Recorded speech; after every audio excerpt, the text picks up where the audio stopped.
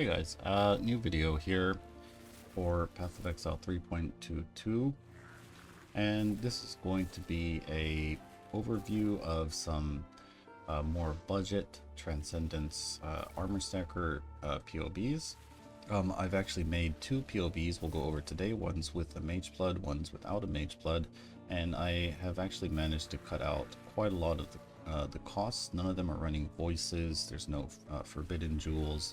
And a lot of things have just been cut out to make the cost a little bit more affordable. Well, I mean, affordable, it's still going to be costing quite a bit of money. But we can go and look in the PoBs. But anyways, so these are going to be, I would call them experimental PoBs, mainly because I haven't actually bought all the gear and tried it with that gear. But looking at the stats, they do look very nice. Damage is a little bit lower, but the defensive stats are all still there. And I guess theoretically the build should function exactly the same as the one I'm playing now, except you'll just have a little bit less damage. But okay, so let's get into the first one. And yeah, I guess a little disclaimer too is I haven't really gone in and price checked everything. So I'm not going to be including the, what is the cost for this build. You can go and price check these items yourself. A lot of the rare items might be a little bit costly to make, so yeah, it's kind of hard to price those. But most of the unique items have I've cut down the cost quite a bit on the unique items, so it should be a lot more affordable. Alright, so let's jump into the first PoB. This one is going to be the Mageblood version. Okay, so if we look at the tree, first of all, everything is very similar. You can see that we're not even running voices anymore. These are just some regular large lightning clusters, 8 passive clusters that should be very cheap. Or you can even just roll them yourself. We've cut out the Forbidden Flame Jewels. We're not running the point blank keystone. You see we're pathing all the way to get the keystone here. I guess before we go into these, I did try to go over to the left side because maybe it made a little more sense than instead of pathing all the way here for point blank. But if we do that, then we run into the situation where we're not going to be able to get unwavering stance, and so we need to get stun immunity somewhere. And then we also don't really end up getting this reservation cluster, and that really messed up the reservation. In the end, pathing all the way here for point blank was I guess the easiest way to do it. And these actually do serve a little bit of a purpose because they are giving us aura effect, which is helping us get our max res up. See, if we take these off, we're actually losing one max res just because of the aura effect threshold, right? So you see if we get a few more, yeah, we get to the aura effect. And actually we should go over that now while we're here. 3.2 aura effect mod is the one that's going to get you the extra max res. Okay, so what did we cut out? Well, obviously, so we mentioned the Forbidden Flame Jewels. Those are gone. Let's go over the gear real quick. So the sword is the same. Shield is the same. You'll still need to get a 8% of fizz taken as something. Shield. And with a perfect roll on the physical damage taken as fire. Alright, I'm still using the same helmet. So this might be a little bit costly to make because they are a little bit hard to find. And you do have to fracture it yourself. Most of the time no one's really selling pre-fractured helmets. Alright, Grasping Mail, you can see I've cut off the global defense mod, and there is only one overcap mod, so it's just the evasion ratings increased by overcap cold resistance. You can go with the fire mod, that one's okay as well. You'll just have to switch out your purity of ice to purity of fire, and then just stack fire resistance instead of cold. So either one of those will work. The damage is about the same. I think actually the armor overcap by fire resistance mod is actually like a little bit more damage, like 1 to 2% more damage. So it's not really that big of a deal which one you get on this budget version, right? So okay, so gloves. I'm still using the same gloves. These should be pretty easy to craft if you don't really care about a good energy shield roll, right? So you just I can actually make a video on how to craft these if you guys want. So, but yeah, they're pretty simple to craft, especially if you have a fracture on the energy shield. Okay, the March of the Legion boots, these are the same. They're just a +5 with a +2 corruption. Those are pretty cheap to get. So Ashes of the Stars, I did cut out the 30% quality, so I gave it the minimum quality roll. But we are going for a max reservation roll, so all we're losing is actually a bit of damage. That's about it. Right, so I guess the big thing here is getting your reservation. Also, the +1 to all skills does really help with our max res because of our kind of gem setup. I guess we'll get into that later, but basically Purity of Ice level scaling, we need to be level 23, and this helps us to get it to level 23. You can get around this in other ways, like getting a +2 on your helmet or a +1 on your helmet. I think, yeah, even just the +1 on the helmet should be fine because we are also using a tattoo for +1 dex, gems. Alright, so rings, I've kept the same rings basically, but you don't really, these are basically just giving us resistance and stats, so you can get cheaper ones and just craft your own. It shouldn't be that expensive to make. Alright, so this one is using the Mageblood. So I guess the Mageblood version, right? So the flasks are all going to be the same. I haven't touched the flasks, so we still have the same flasks. And we're using a Taste of Hate. Make sure you do get a max roll on the physical damage from hits taking as cold damage. Okay, so that is sort of the gear. You see, we did cut down quite a bit of the gear. Let's take a look at the Watcher's Eye. So Watcher's Eye, I have actually taken out the energy shield on hit. And you can see you don't really need a double Purity of Elements. There is a mod that rolls on Purity of Ice as well, so it's 10% of physical damage taken from hits as cold damage while affected by Purity of Elements, and that goes up to a 10. So technically you don't really need double Purity of Elements. You can get a Purity of Elements and Purity of Ice, or if you're running the Fire Overcap mod, you can go for a Purity of Fire and Purity of Elements, so that should cut down the cost of the Watcher's Eye by quite a bit. Okay, so Unnatural Instinct, I've taken out the Corrupted Blood on this. We're getting it on a rare jewel for now, so that should be a lot cheaper. It'll be like 5 divines instead of like 50 or 60, so that's pretty nice. Right, so this is the jewel. I just put in a cold res and a mana reservation efficiency jewel with Corrupted Blood. This might be expensive, and if you don't have the mana reservation here, you might have to get an extra small cluster with extra reservation, because reservation is pretty tight. You can see we are still actually using every single aura that I was using in the full version of the build, so there is that. And I guess in the worst case scenario, you can actually just drop the haste aura and then just run Vol haste until you can actually fit in your haste aura. So worst case scenario, you just don't use haste for now, and then you just use the Vol haste whenever it's up, and then work on your reservation. Once you get enough small clusters with 35 or 25% increased effect, then you can actually just use your haste aura. And speaking of small clusters, pretty much every single small cluster I've cut out the 35% increased effect except for one. So you are going to need one with at least 25% increased effect, right? So you can get a 35, would probably be the best. It'll help you out a lot with your reservation, but pretty much all of these small clusters, as you can see, they are all just regular 3 passive introspections. So that's going to cut out the cost quite a bit for the small clusters.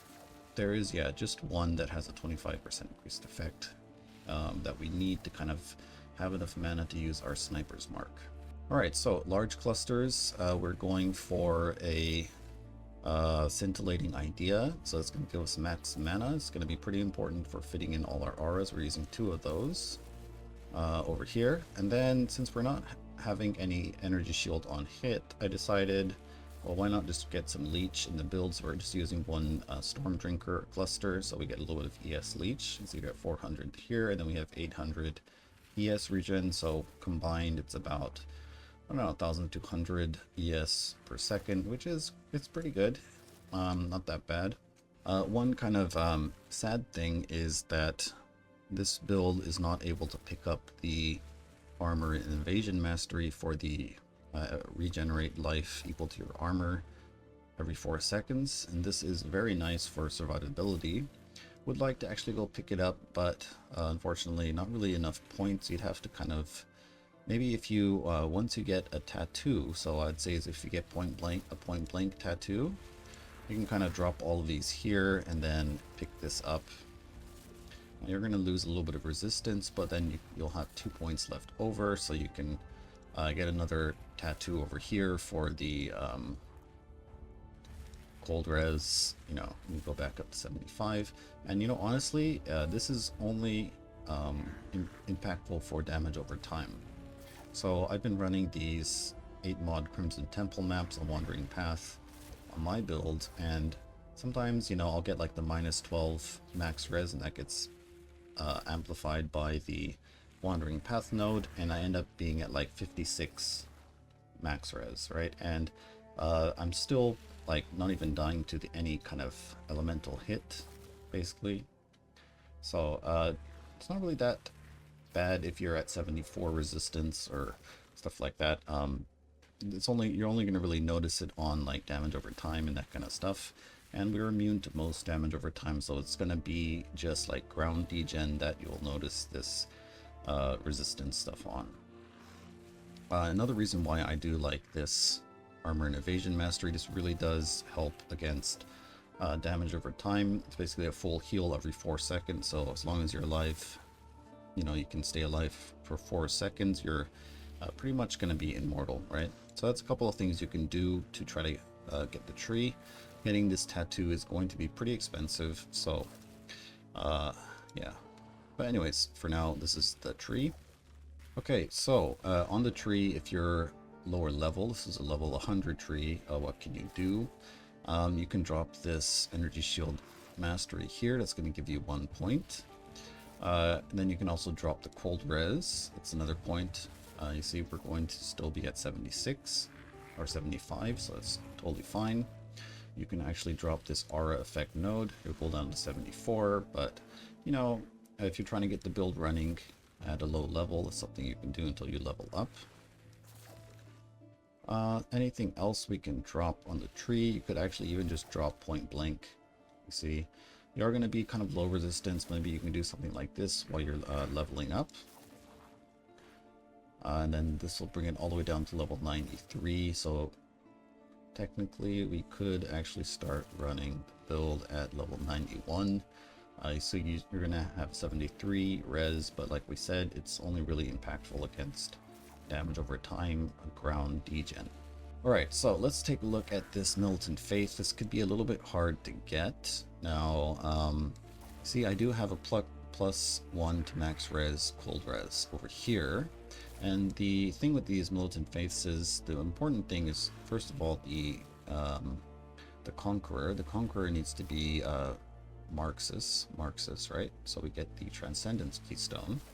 And another important thing is that, obviously, if we get the aura effect thing at the very bottom, 1% increased effect of non-curse auras per 10 devotion, it's going to be giving us quite a lot of aura effect. So I have 175 devotion with this setup, so we get 17% increased aura effect. And then the other mod, so the reduced mana cost of skills, this is very nice for helping us to get our mana cost of our attacks and our Sniper's Mark and the Divine Blessing down, right? So that's 17% reduced mana cost of skills. So let's say if we didn't actually have this, what can we do to actually fix our, what would you say it? Fix our mana issues. So first of all, one thing we can do is, you see on this ring, I have lightning damage, flat lightning damage, right? So we can actually go and craft on this unset ring. So let's remove this, and then let's add this non-channeling skills. There we go.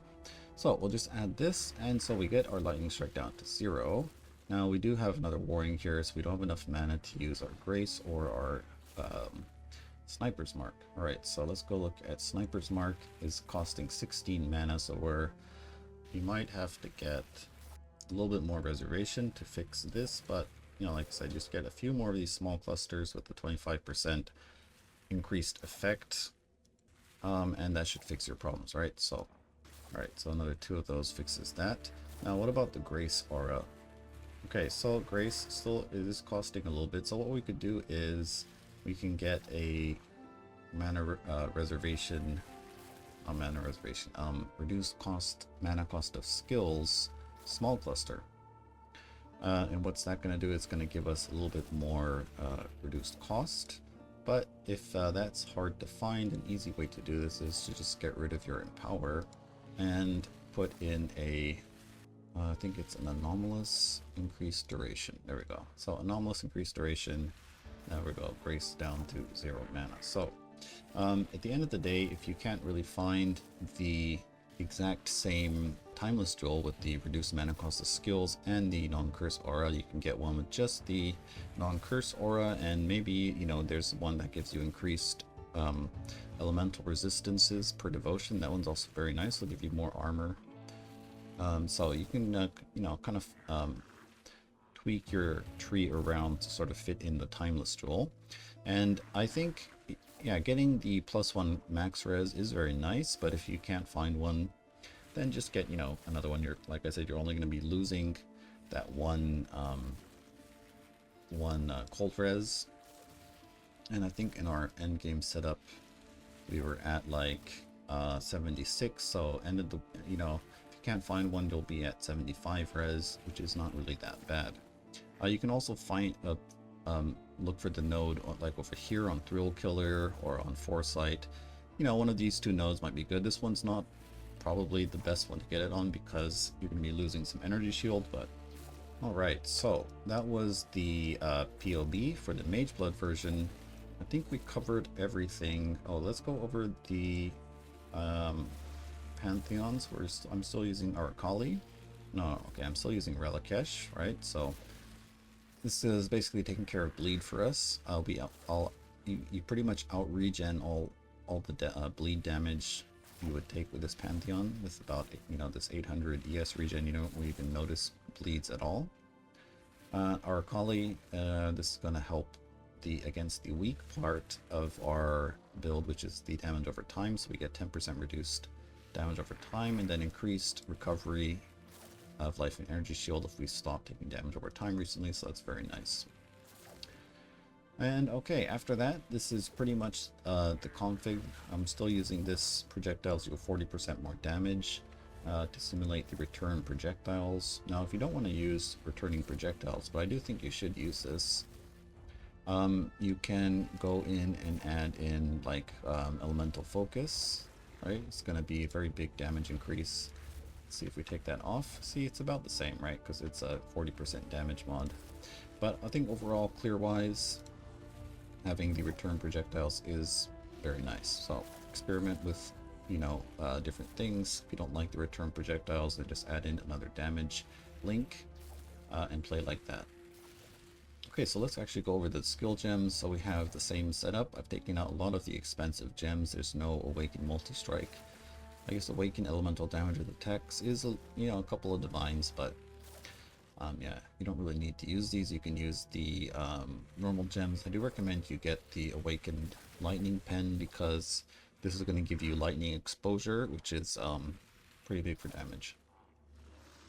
Alright, so Sniper's Mark. We're using Sniper's Mark and the Anomalous Mark on hit because this is actually giving us reduced mana cost on our mark. If we see if we don't have this, you might run into some problems actually triggering the Sniper's Mark. So if you don't have the mana to cast it, then go over to the Anomalous version.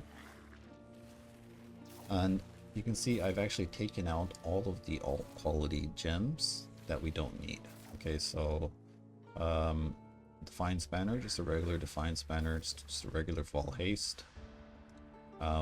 We do need an Anomalous Precision because this is going to give you reservation efficiency. If you don't have this, you might run into some mana problems, but just see in your PoB, if you're going to be building this build, get all the gear, make a PoB, start adding the gear in, and if you actually need the reservation, then get this Anomalous one.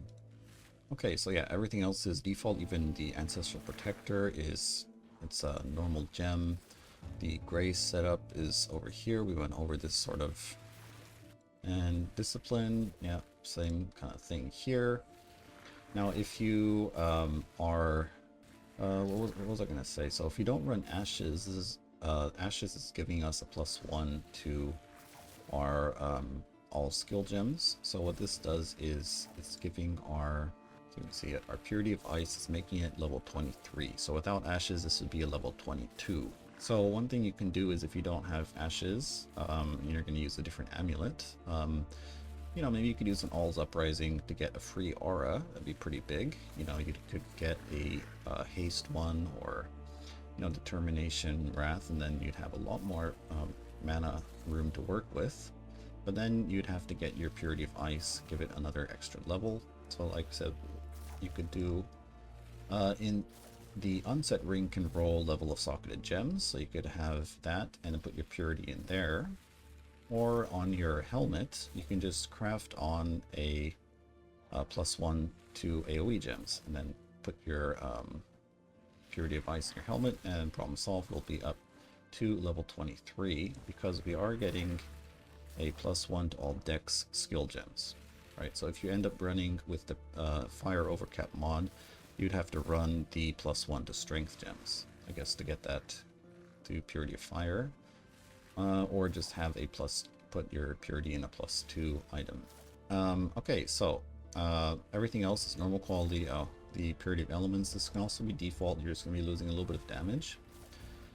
Yeah, so everything default, no alt gems, no expensive gems, so that will cut down the cost quite a bit on the gems. You see we're not running any of the expensive uniques, so this is quite a lot more affordable.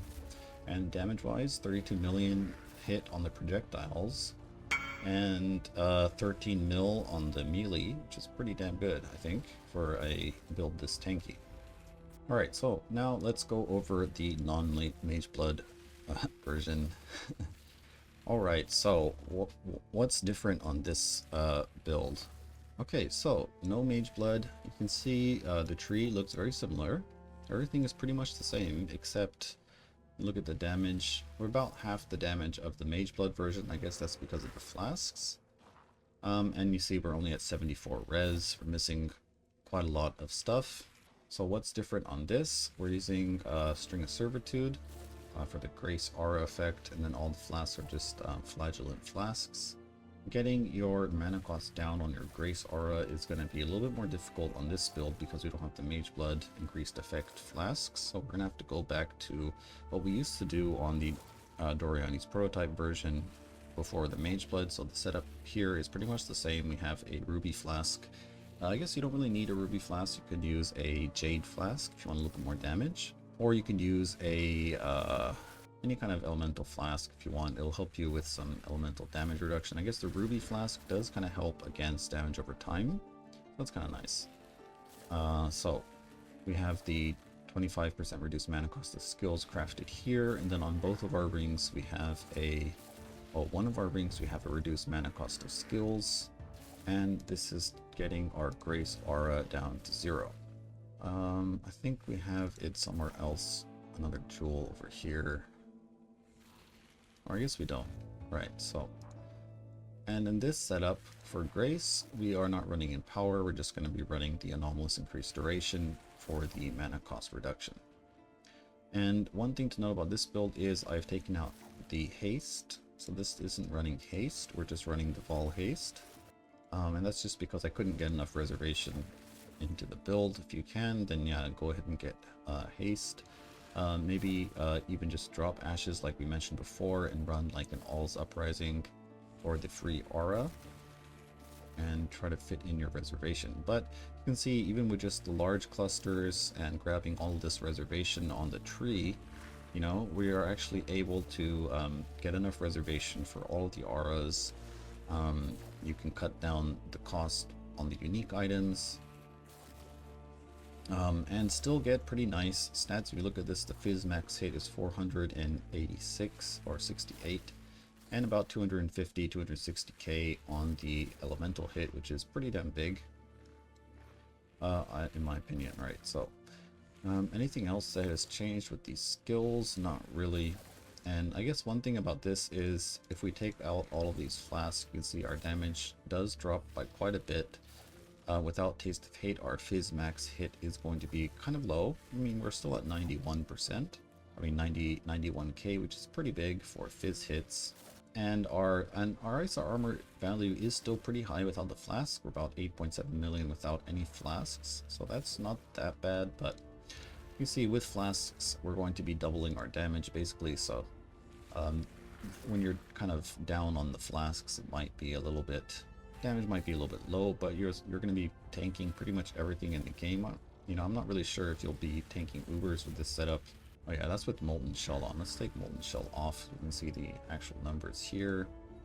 And let's turn off the flasks again to kind of see what our EHP would have been. So yeah, 38k Fizz max hit, which is still pretty high actually compared to most builds. Yeah, so this is going to be the non-Mageblood one. The only real difference is the flasks, the belt, the getting your Grace Aura mana cost down to 0 with using the reduced mana cost of skills instead of non-channeling skills wherever you can until you get your Grace Aura down enough to where it's costing, you know, 0 mana or only like 10 mana or something like that. And one other thing we did put into the build is a clarity. So we do need some mana regen to be able to sustain the cost of our lightning strike. So let's just see, in the event that we don't have our ruby flask up and we have Vol Haste active, you can see we're at 41 mana cost per second. So without clarity, we would only have 22 mana regen, which is not enough to actually sustain our main attack. With Vol Haste off, it's 29, so we're kind of barely there. So with Vol Haste, we are going to need a clarity at least level 2-ish. Yeah, maybe level 2, level 3. This will probably depend on your PoB as well, so adjust the levels accordingly. So we did put in a clarity to kind of fix our mana issues. Okay, so I think that'll be it for this video, guys. Like I said, these PoBs are kind of experimental, but this is kind of like the best I could do to try to cut down on the cost in whatever way I could. And I do think these builds, these PoBs will function pretty much the same as the main build, but then you're just going to be having less damage. Pretty much the only thing we've lost is damage and maybe a little bit of EHP. That's about it. So anyways, hope you enjoyed this. Thanks a lot for watching, guys, and let me know if there's any questions or anything else you want me to go over. Maybe like, you know, crafting, how do you craft this item, that kind of stuff like that. If you have some requests, put them in the comments and I'll see what I can do. Anyways, that's gonna be it for this one. I'll see you guys next time.